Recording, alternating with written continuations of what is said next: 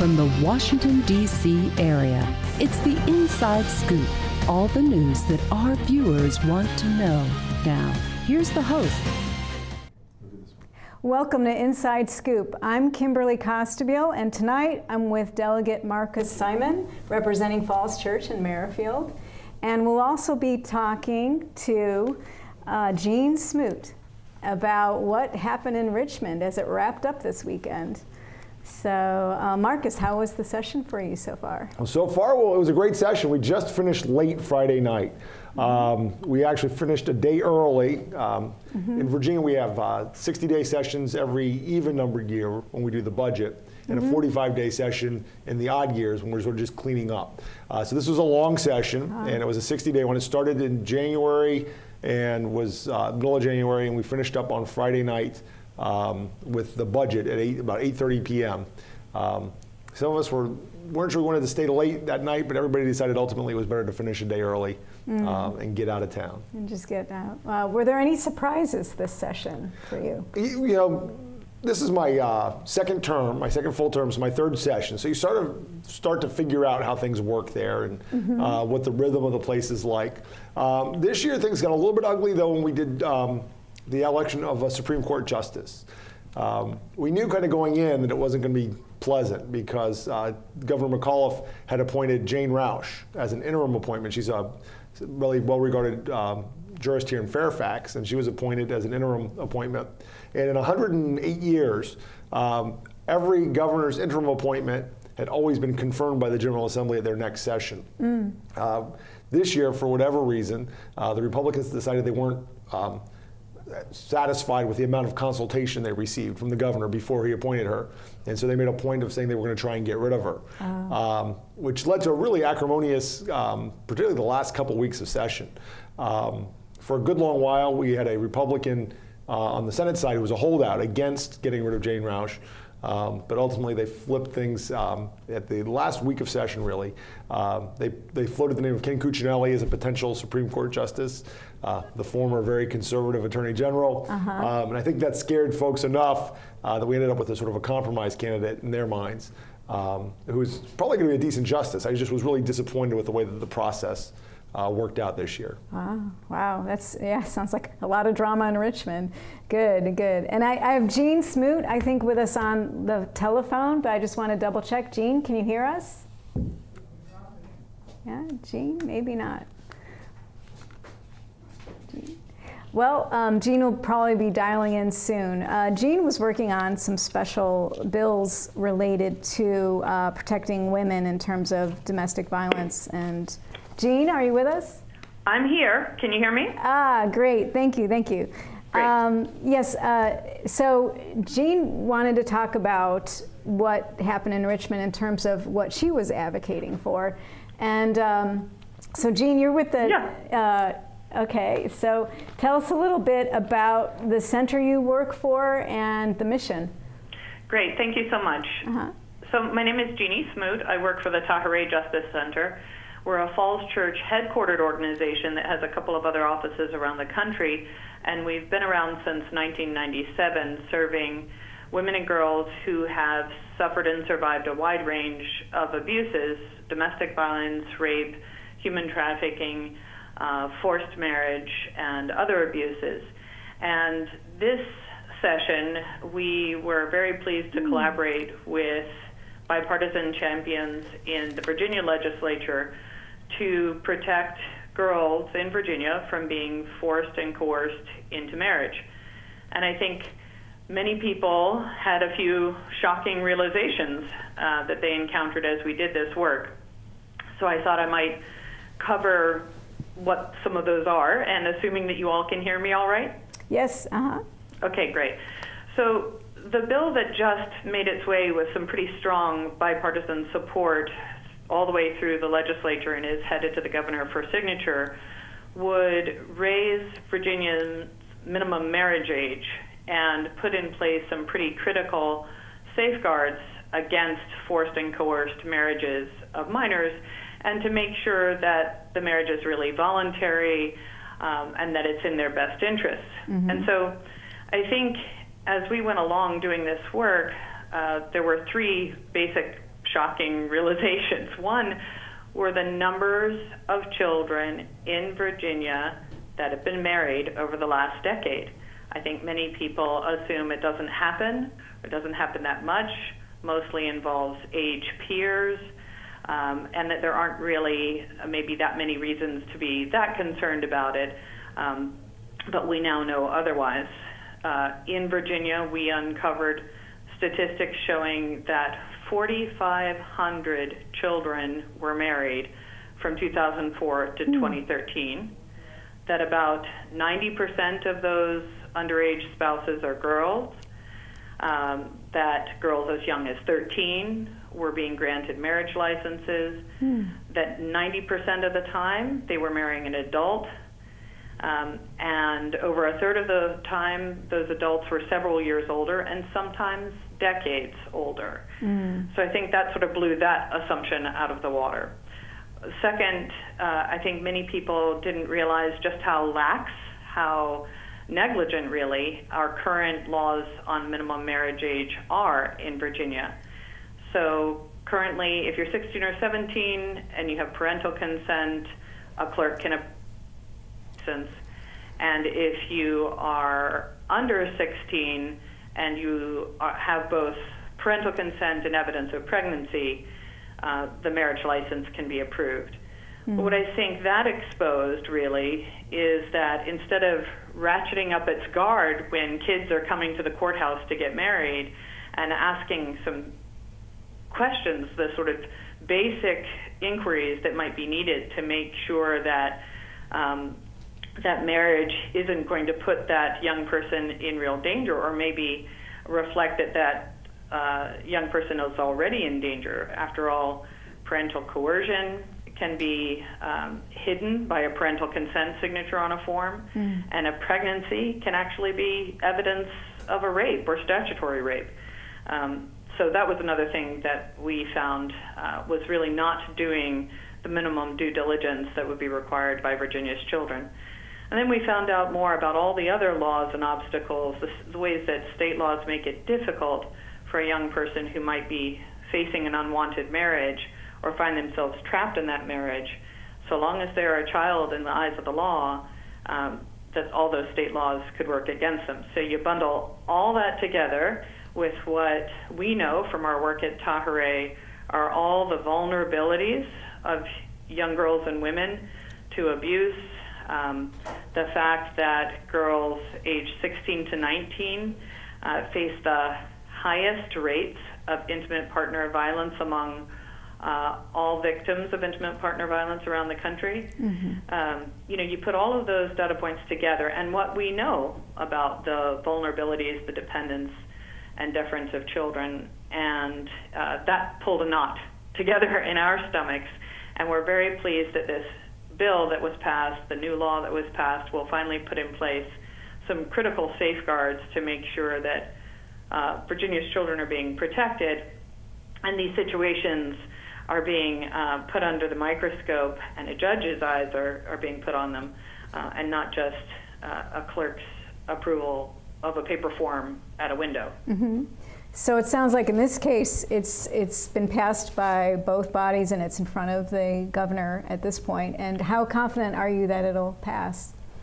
I'm very confident. I think the strong support it has enjoyed up to this point is a great indication of how once people understand these facts, once people appreciate the risks and the harms, and once people realize how far out of step Virginia is not only with its own laws, sort of our minimum marriage age laws are out of step with our statutory rape laws,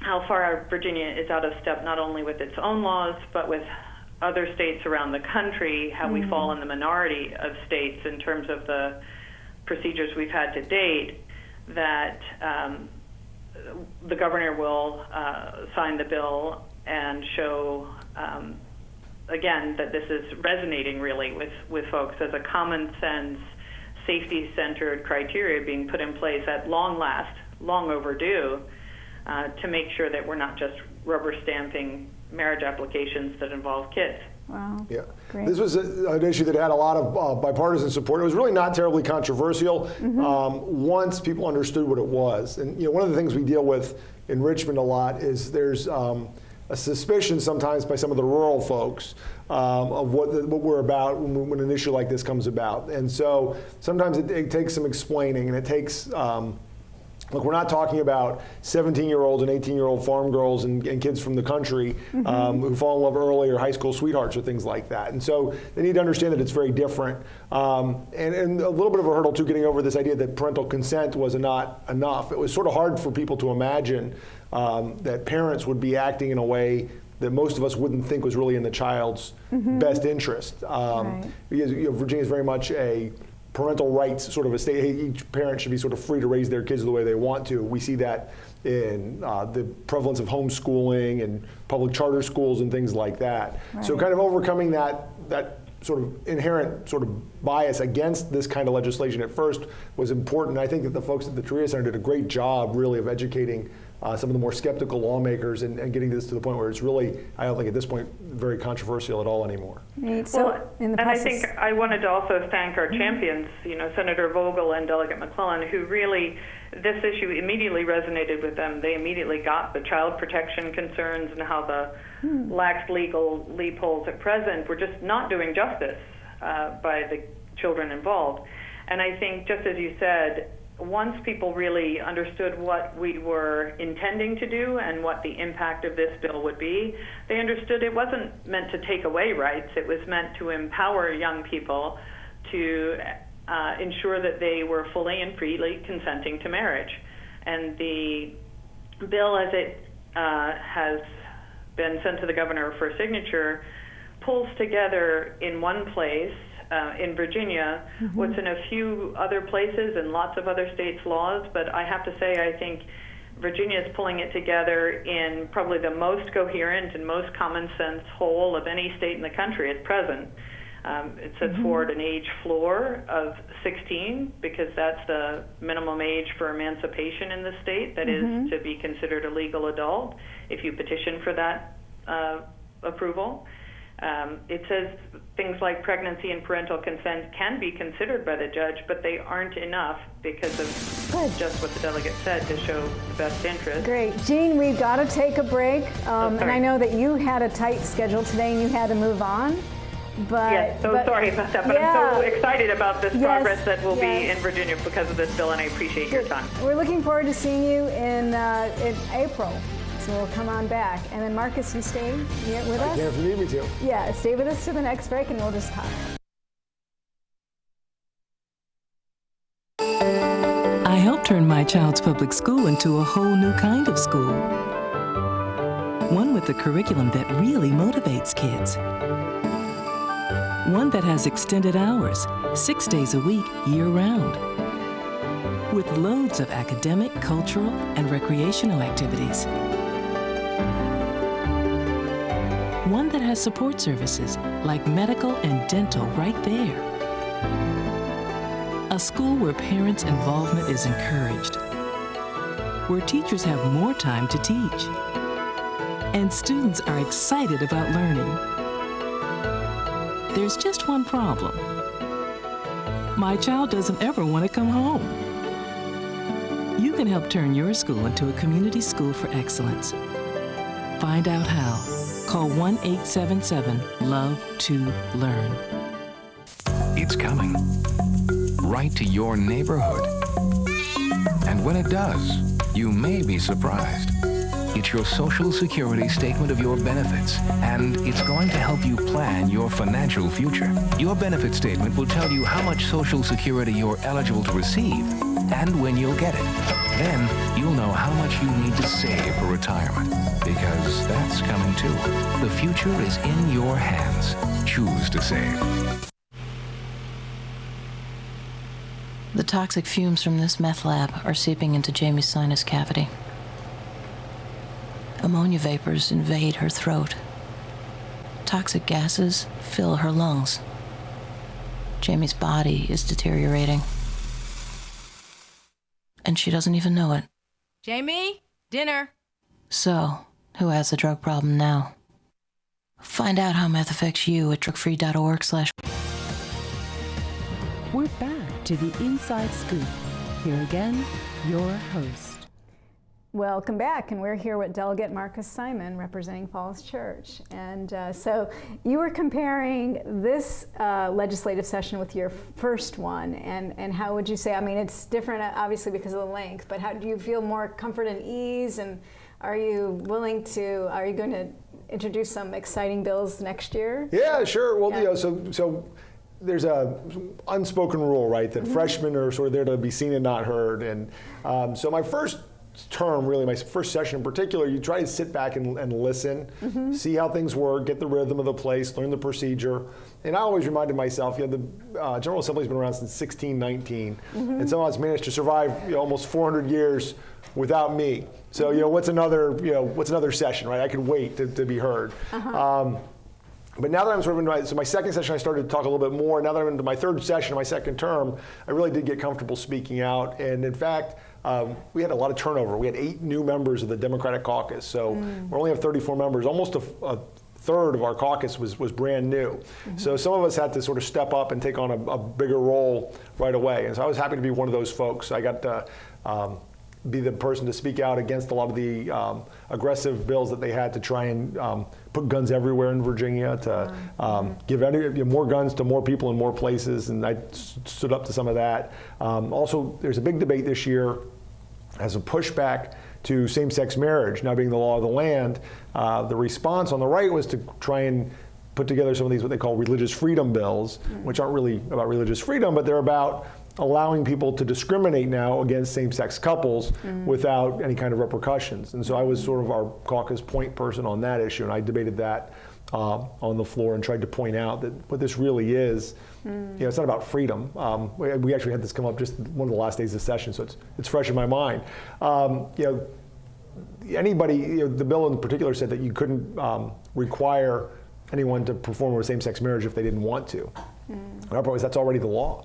No clergy person, I should say, has to marry anybody that they don't want to. Right, you know, so they shouldn't be worried about losing their 501c3 status or anything like that. Right, and it's never been the case. So it's sort of a ruse, but what they did is they took that sort of as the nugget. You shouldn't be required to marry anybody you don't want to, which we all agree with, and then went beyond that and said, and you should be able to deny people scholarships based on being married, you should be able to deny admission to colleges, you should be able to deny them benefits. So if you're a 501c3 providing charitable stuff, you've got to be able to, you know, I think you ought to be able to provide that charity to everyone.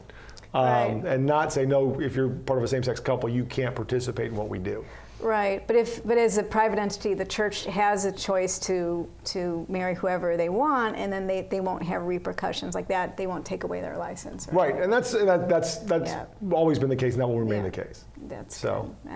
And so you have to. I think a lot of your job is educating folks and debunking the scary rumors, and in that sense. Well, I mean, one of the things that you see that folks do is they try and create the straw man, right? They create this awful possibility. Hey, all these terrible things might happen if we don't act, and a lot of it's saying, no, that's not true. Nobody's talking about doing any of those things. Yeah. So that's not really a problem that needs to be solved yet. Yeah. So it's not like the case of the people getting sued because they didn't make a cake for someone. It's not like that. So. Exactly. It doesn't happen. That couldn't happen in Virginia under existing law. There's no danger of anything like that happening. So these are sort of overreach. But really what it really boiled down to is the real problem I had is you're taking one particular religious belief, right, which is that marriage should be between one man and one woman. And if that's your religious belief, fine. I'm not going to try and tell you to believe something different. But giving that one particular religious belief special legal protection, special status, is problematic for me because the state doesn't give preference to specific sets of beliefs over others. That would be an establishment of essentially a state religion. That's what I argued. Now, ultimately, the legislation passed narrowly in the House, but the governor's going to veto it. And we've got more than enough votes to sustain a veto of that legislation. So, and that's what makes your schedule a little crazy. When do you expect to come back for the veto session? So April 20th is the veto session. Okay. And that'll be where the real fun happens. We actually have in the House now 34 Democrats, which is one more than we need. It's exactly what we need to sustain a veto. So as long as nobody gets sick, nobody has a work conflict, and everybody's there, we should have enough if everybody holds to sustain all of the governor's vetoes. He's promised us about 25 or 30 or so vetoes. It'll be a pretty active session when we get back. And if we all hold together, we should be successful. So the process is he might veto something and then both houses have to vote on it. Yeah, and it's interesting. I'll tell you one of my favorite moments from this last session. There was a bill on Common Core. All right, this is another one of these straw man type arguments. There's a bill to say that Virginia can never, ever, ever, ever adopt Common Core. Well, Virginia doesn't use Common Core now. We use the standards of learning. We've issued a statement, our Board of Education, saying we don't believe that Common Core is right for Virginia. We're not going to do it. Right. It's already there. But they wanted to put a law in that says that if they ever tried, the General Assembly would have to approve it first. And the governor vetoed it and said, you guys are just taking a swipe at the president. This isn't really about policy. This is just about partisan politics. There's no danger of anybody doing Common Core. But we had maybe 5 or 6 Democrats vote for the bill when it first came through because, what's the harm? It doesn't really change anything anyway. But when it came time to back the governor in his veto of the legislation, things changed. And so the Republicans didn't know what to do. What happened was they said, shall the governor's veto be overridden? And all 34 buttons went red to block the override of the veto, and they were stunned. They sort of looked at each other. It hadn't happened in so long because we picked up a seat this session, and they didn't know what to do next. And they asked if they could reverse the vote, and it was a little bit of chaos on their side. So we don't, with only 34 out of 100, you don't get a lot of wins, but when you do, you can take some time to savor them and enjoy it. Wow, that's amazing. And then proffers is another topic, another bill that it wasn't split on partisan issues. It was split mostly demographics, or did you feel like it was city versus not city, or by the metro versus not by the metro? Well, it was an interesting one. It was a regional issue, certainly. It was nonpartisan. So the proffer bill, for those watching, it would limit what localities could require of developers when they wanted to add density, essentially, to whatever was existing. So if somebody wants to come in and do a new development that's denser than what's already in the zoning, typically they'll offer what we call it a proffer. They'll offer to say, look, in exchange for this greater density, we'll build some roads, we'll add some schools, we'll do some things since we're going to add this pressure to the locality, we'll pay for some of the amenities that need to go with it. Some localities had gone to a system of what they call cash proffers. They said, listen, don't give us the road and give us the school, just give us the money, and we'll decide how to spend it. And then they weren't spending it.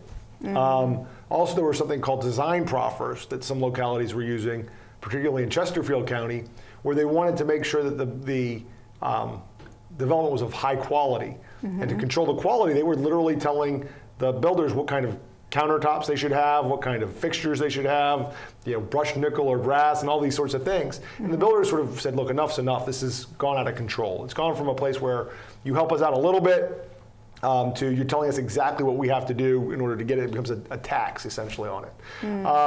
I voted initially against the bill that would have limited the locality's ability to issue proffers the first time it came up in the House. I eventually voted for the final bill because we asked for a number of improvements to the bill. And so we got exceptions. So for instance, anything that's close to a metro station is exempt. You can still have the same existing proffer process. If you've got a small area plan, so someplace like the Mosaic District, near where we are right now, that's part of an existing small area comprehensive plan. That's exempted from the bill, meaning that the existing proffer system is still there.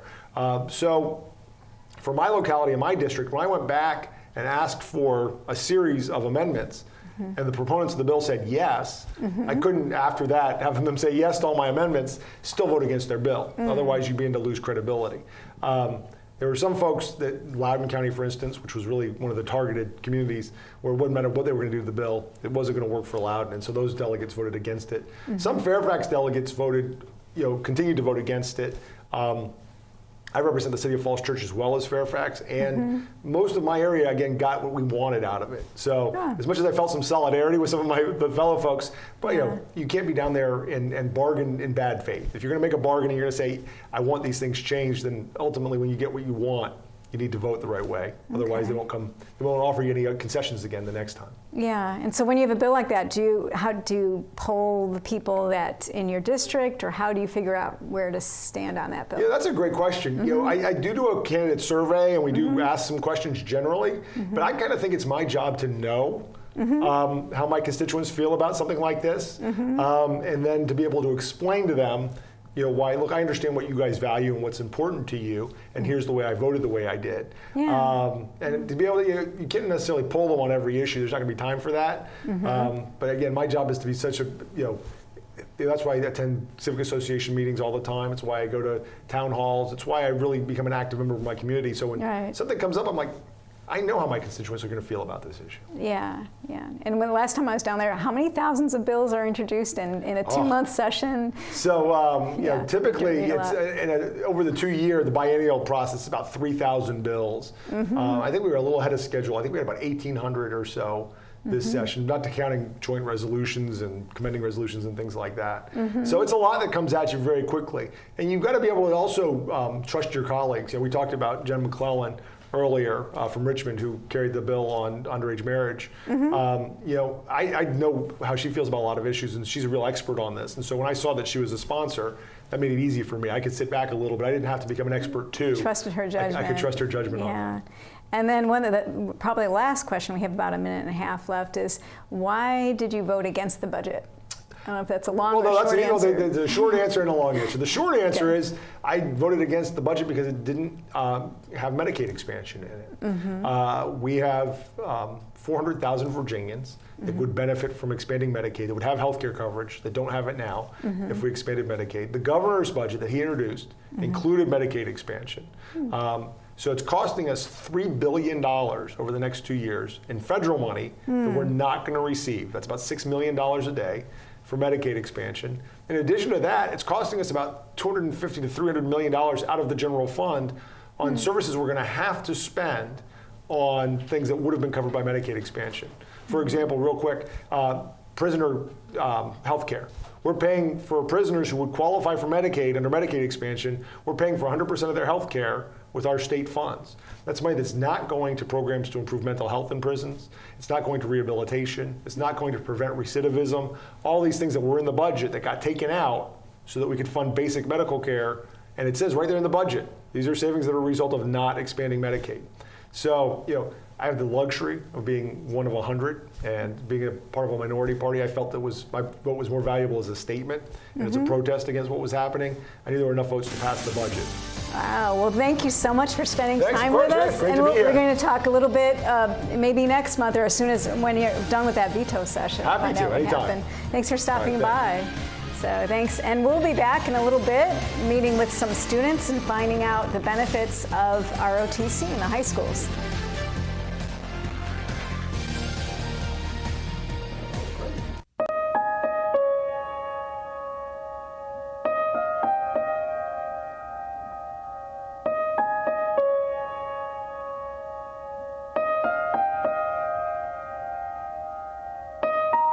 Some dreams are universal. Dreams that inspire us. Multiple sclerosis is a devastating disease that changes lives forever. The National MS Society does more for people with MS than any organization in the world. But we can't do it alone. To get involved, visit us online at nationalmssociety.org. or call 1-800-FIGHT-MS. This is why we're here.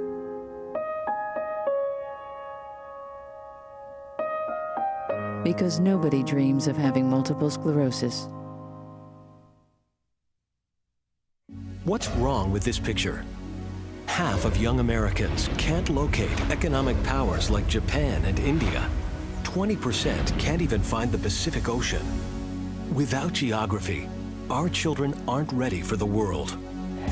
Geography is everywhere.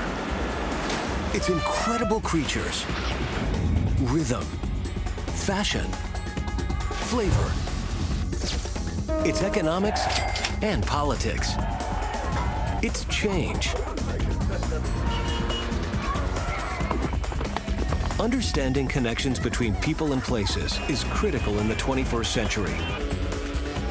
That's why we created mywonderfulworld.org. Go there now for your free parent and teacher action kits and give our kids the power of global knowledge. Because kids who understand our world today can succeed in it tomorrow. We're back to the Inside Scoop. Here again, your host. Thank you. We're back at Inside Scoop, and this is Kimberly Costabile, and I'm actually with Sergeant Wayne Wiles, and he is in charge of the Lake Braddock ROTC. But before we talk to Wayne, we've got two special guests. Virginia had a little bit of a surprise this weekend.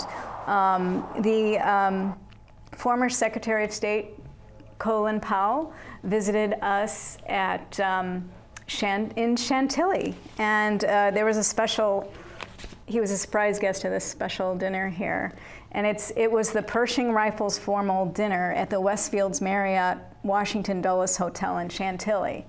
And he addressed a number of students and adults who'd been involved in the program.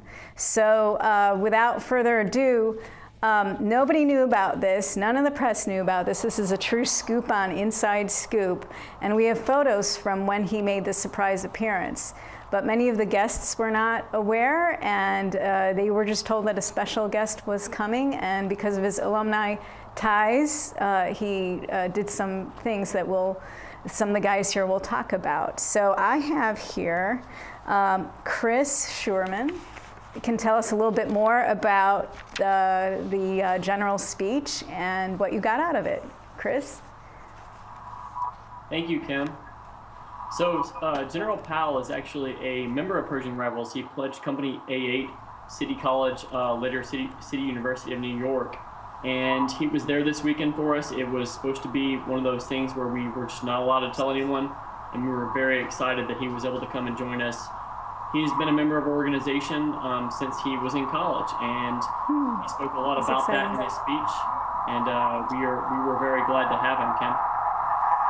Wow, that's exciting. And so I think he spoke a little bit about how his group had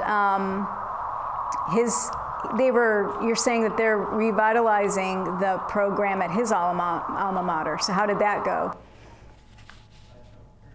So Secretary Powell had the opportunity to present a charter to the incoming commander of the new unit, Arthur Zitch, at City University of New York, and it was a fantastic experience. He presented the charter on behalf of the National Society of Pershing Rifles, and I believe that every single person in that 450-person crowd was very excited, and they felt very good about what they saw. Great, good. And so, and to talk to Wayne for a moment here, what is, in your work, you've seen some changes in the kids that you've taught. Tell us a little bit what you do at Lake Braddock. Well, at Lake Braddock, we run the JROTC program, myself and Lieutenant Colonel retired Wiles. We work with young children grades 9 through 12. And for JROTC terms, that'd be LET level 1 through 4, leader education training.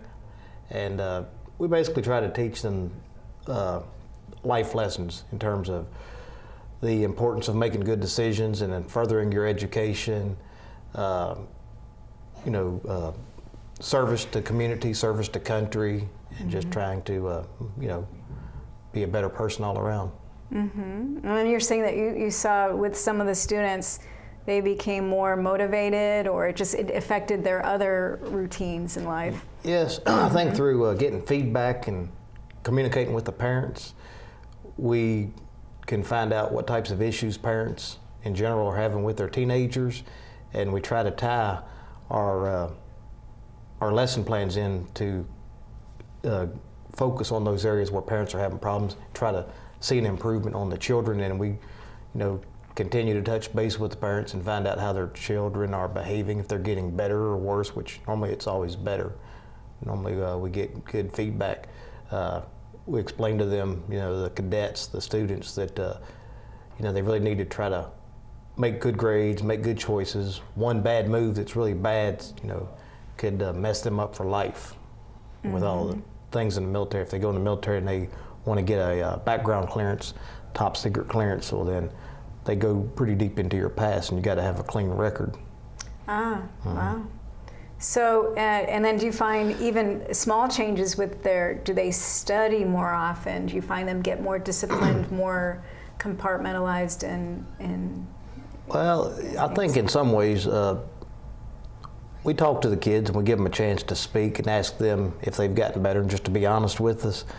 And I did that today, as a matter of fact, with one of my last period classes, and I had a couple of the kids let me know that they used to hang with the wrong crowd, and they hung with kids who were, taking them down the wrong path. But when they got involved in JROTC, they started making better decisions, hanging out with the kids who make good grades. Use the analogy: if you take one kid and surround him with a bunch of good kids, if you take a kid who's going down the wrong path and you surround him with good kids, then they'll tend to end up being a good kid, because majority rules. But vice versa, if you take one good kid and they start surrounding themselves with bad kids, then more often than not that kid's going to go down the wrong path. And we try to preach to them about how important it is to make good decisions. Because they're going to be future leaders, So like what you're talking about today, General Powell. Yeah. He started out in JROTC program. He's a great example of JROTC. Donald Trump was in JROTC even. Yeah. And so what's interesting is the story that Secretary Powell relayed is he was a child of immigrants. His family, I think, were from Jamaica. I believe so, yes, ma'am. And then, so child of immigrants, and for him, going to the college in the city, he he had straight A's in ROTC and maybe average performance in his other classes, and he found that he just started to excel, and that gave him a direction. So even though his major was in the sciences, he decided to go into the Army after, but he had no idea that he would be a general until he got into it. But then I guess he ended up leading his own group. But tell me, you read his bio. What did you get out of the bio? One thing that stuck out from his biography was that General Powell, he believed in second chances. And we all make mistakes in life. Some of us get caught, some of us don't. Before I was in the military, I worked at a prison in Tennessee, and that's one thing they told us. What's the difference between an inmate and a person who's not the inmate? Well, the inmate, they got caught. Most everybody out there has done something at one point in time in their life where if they would have got caught, then they would have either went to jail or possibly prison, depending on the severity of the crime. But Colin Powell, he believed in second chances, and from what I could tell by reading his book, he was very unbiased. He didn't show favoritism. And as much as I hate to say it, you do see that in every walk of life, whether it's the military or the civilian sector. But you can learn a lot from reading his biography. Now Great leader. And we have Paul Farinella Willis. Paul, what have you? You're back with us, and I should call you Colonel, as much respect as we have. And we just thank you so much for your service, by the way. And we wanted to ask you, in what you do, what did you notice at this event? How did that speech inspire you, and what did you hear from the biography that was inspirational? Well, General was in A8. I'm in Q8 Hofstra University, which was not too far away. And Pershing rifles to him was similar to Pershing rifles to me when I started 50 years ago. It's a way to build self-confidence. It's a way to reach your potential. It shows team effort. And as he said, he felt that was a second family to him. And he felt that these folks were covering his back, and he wasn't going to disappoint them. And together, as I and my fellow Pershing rifleman in Hofstra, and Chris and his fellow Pershing rifleman in Louisiana, we work as a team.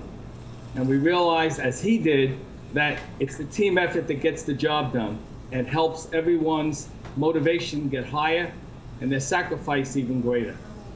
And I was very impressed.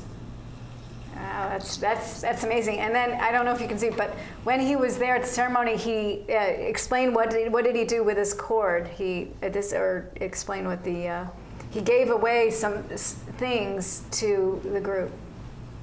He actually, when the new A Company commander actually received the charter as a as a gift to him, and I'm surprised he still had it after all these years, but I have my stuff also. He gave him his captain shield, his mug, or his stein that he had in college, and his sword. If you can grab that. Yeah, and this is what his captain shield would look like. The mug. Many of us have that same mug because I'm not as old as he is, but pretty close. And he was told to put it in an appropriate place at CCNY in the city, so other riflemen could see that, in fact, he was one of them, and they all have a lot in common. And then the shield is interesting because it'll get passed down to the current senior at the university, and then it gets passed down to the next person. So even though someone, we hope no one would want to sell it on eBay, the point is it's tradition, but it'll be special because it belonged to the general and it gets passed down. That is correct. Yeah, and that's awesome. And then what we have here, we also have, if I can reach, we have copies of the patches, but these are the patches. Great. And then, Paul, if you could briefly talk about Blackjack being the Society of Blackjacks, that's an additional level. So we have the junior, I'm saying that correctly, junior ROTC? Yes, ma'am. So we have the junior ROTC, but then there's the Blackjack, and then that's the elite of the ROTC, but if you can explain. Well, the Blackjacks was formed in 1967, patterned after the National Society of Pershing Rifles. It actually went pretty well for 20, 25 years, and somewhere in the late 80s, it sort of died out. Now, what's interesting, when I retired from teaching, I'm a high school teacher as well as an Army officer, I was asked to possibly bring Blackjacks back because what it would do, it's a mechanism in really JROTC, Civil Air Patrol, or any unit that has a drill team, to motivate the best cadets to reach their potential. And like Pershing rifles, if they reach the criteria set forth by the senior instructor, because he's the one who's going to decide what criteria these cadets must reach in order to wear the distinction of the Blackjack cord, as we in Pershing rifles wore the Pershing rifle cord. And then we have the certificates and the ribbons and the achievement medals that we want to always acknowledge these students' performance, because I know as a high school teacher for 36 years that high school kids want to be patted on the back when they do a good job. They want to be motivated. They want people to know what they do, and they set an example for those students, as the first sergeant, I believe, mentioned earlier, that may be having difficulty. They're your leaders, and now by wearing a cord, in addition to all the other JROTC, We're about to take off, but as we move to the next segment, Chris, if you can tell us in 1 minute or half a minute, what's the biggest challenge of being a national? You're the national rep, so what's your challenge in motivating the kids? We'll talk about that a little bit later, and I hope to have you on in a later show. But Chris, are you able to answer that? Yeah.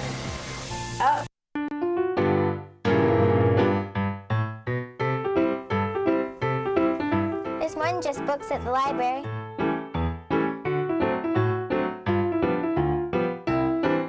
There's more than just books at the library. Excuse me. There's more than just books at the library.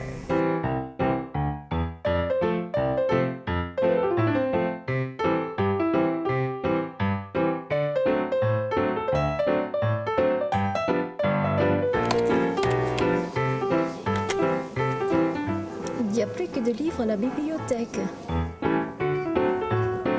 Hello. You have a lot of great books here today. You know there's more than just books at the library. I know. There's more than just books at the library. I don't want to be hooked to a machine. I want all the medical treatment available to me. I wouldn't want my family to have to make this decision. My doctor knows what's best for me. An advance directive is your life on your terms. Talk with your family. Decide what's right for you. Then put it in writing. Documenting my wishes today means my family won't have to make heart-wrenching decisions later. To learn more, visit www.putitinwriting.org. 1,200 American youth run away from their homes every day. The National Runaway Switchboard is here to help.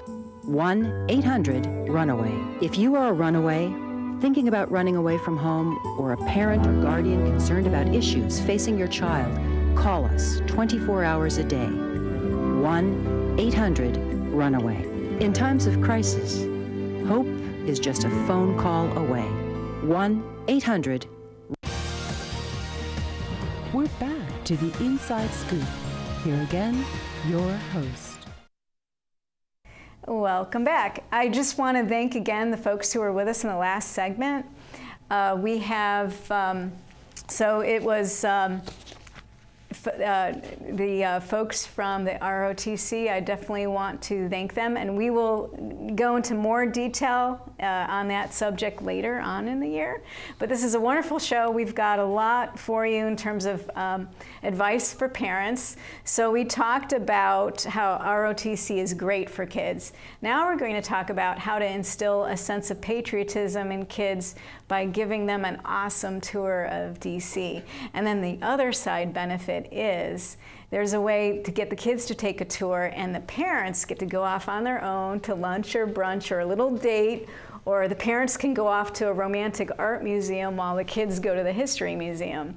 So to talk a little bit more about that program, we've got Phoenix with me, and tell me a little bit more about your program. Well, I'm glad to be here. Thanks so much, Kim. I'm Phoenix Morningstar. I'm here with DC Youth Tours, and we are based in Washington, DC, and we're a tour guide company for kids.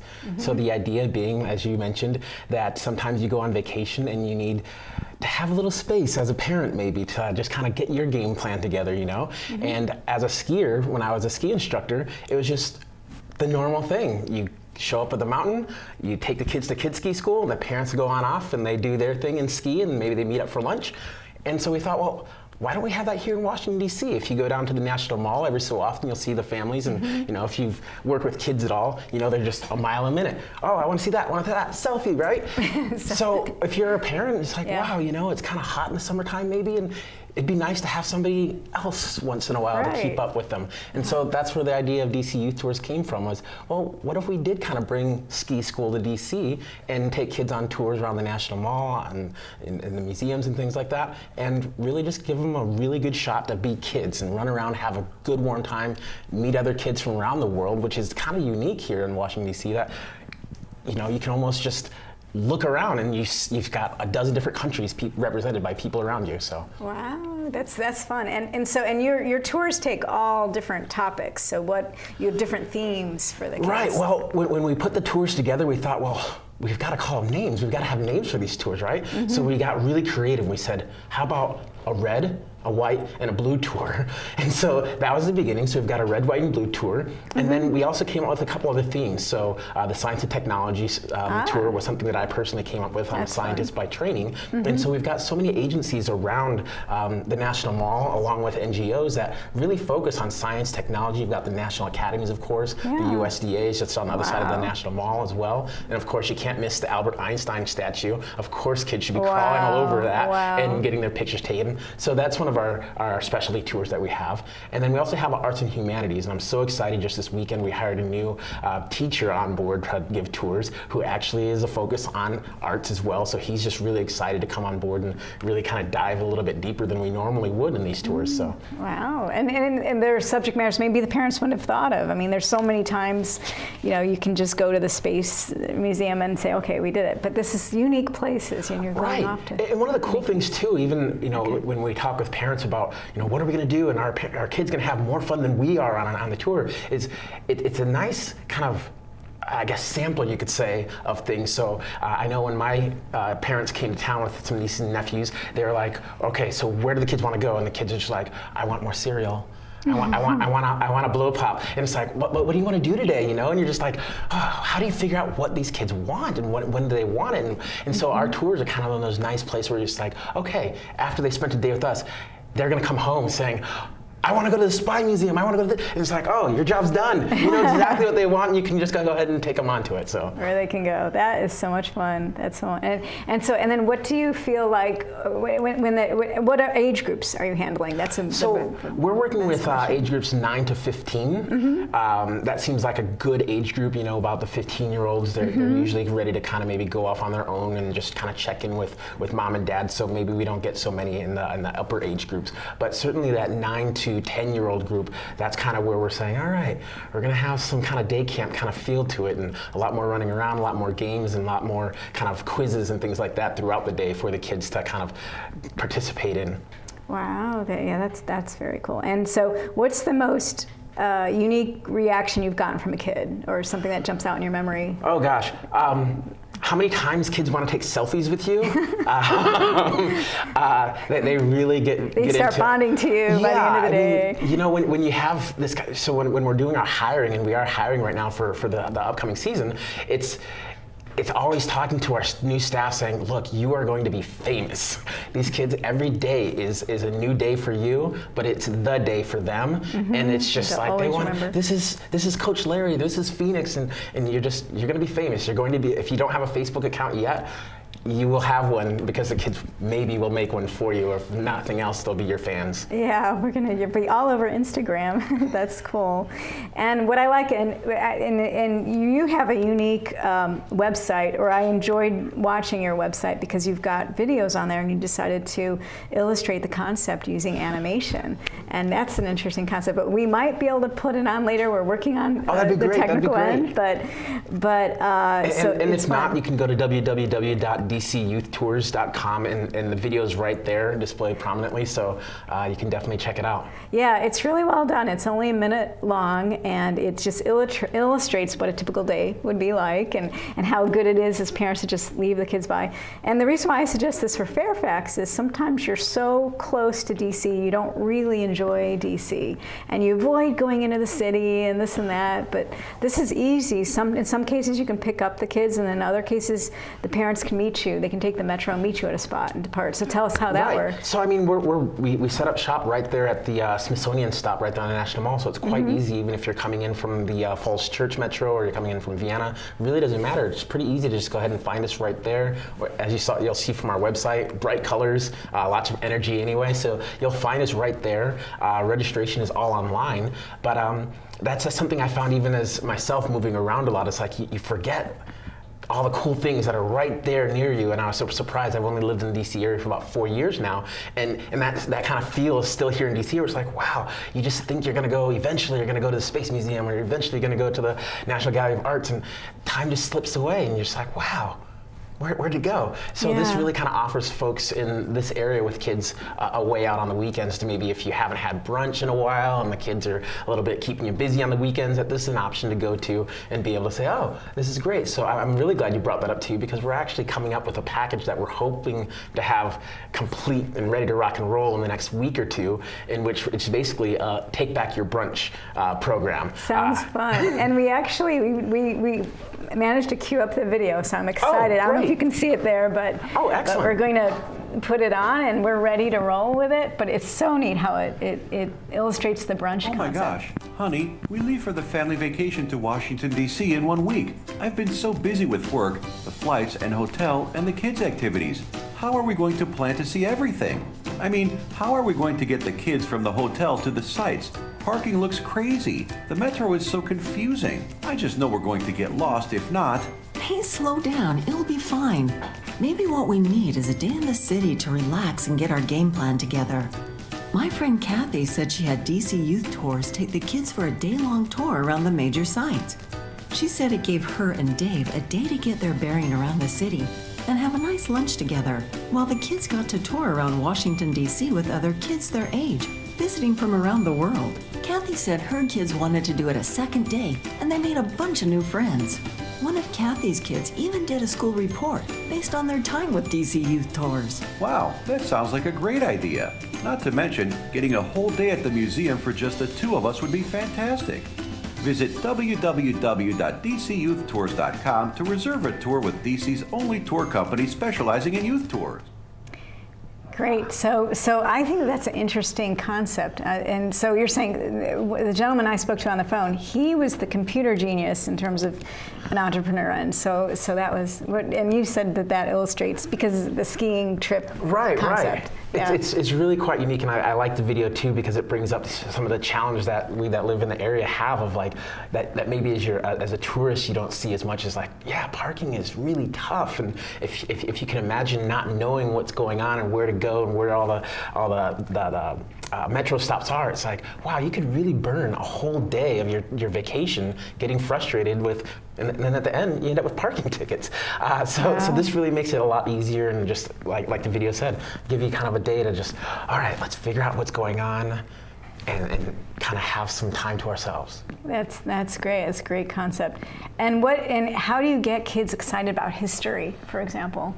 Oh gosh, for me, the way I get kids excited about history are things like, for example, again, I'll use the National Academy of Sciences because that's my background, so that's my fallback always. Mm-hmm. And getting me excited about things like the Avengers. So like when I have a group of kids, I'm always all about like, let's come up with superhero names. And sometimes by the end of the tour, you're struggling to like, hey, you know what? That's not really Iron Man. Mm-hmm. You should say bye to your friend Tim because that's his real name. Because you might not see him ever again. But you're all set up, and then they're calling you whatever your superhero is. And sometimes I go with the Hulk or whatever, and they're telling mom and dad, it's like, yeah, I was with the Hulk. It's like, whoa, no, I am Phoenix. I'm a real person. Phoenix. We did not have your kid running around with the Hulk all day long. That's true. That is funny. Which does remind me, how do you assure parents that the kids will be safe? Because I know a lot of them don't want to leave them with a stranger or leave them with a bunch of other kids from different states. So how do you assure that? Right. So safety is huge anytime you're working with kids, of course. So obviously we're insured. All of our staff are first aid CPR certified. Most of us have been in lifeguarding or something similar to that for our whole lives. Myself, I've previously been the aquatic director for YMCAs, things of that nature. And so we do trainings every week on emergency action plans. What do we do in case of emergency? As we know, living in this area, roads can just be shut down because somebody decided to go for a drive out of a big white house somewhere near the National Mall, and suddenly everything's shut down. Same thing goes for our national monuments. So when something comes up, something happens, you always want to have a backup plan. So for us, emergency meeting places for all of our kids, all of our tours are right there. We met the parents at the Smithsonian stop, and then if for some reason that's shut down, then we just go ahead and take the kids and everybody up to the George Washington University Hospital, which also has the Foggy Bottom Metro stop. So we're all set up for those kind of things. All of our staff have first aid kits in their backpacks, extra water, extra food, and so they're completely prepared for first aid issues. Good. Well, we have to get going, but next month, actually next week, we're actually going to visit with the American History Film Project. And so they're another organization, but they're based in Fairfax, and they're going to have a film fest. So hopefully we'll see you together and you'll be able to do some collaboration with them. That'd be fantastic. But again, it was just a pleasure meeting you. Thanks so much. And thanks for being on our show. Excellent. Thanks for being with us today. Hope to see you next week.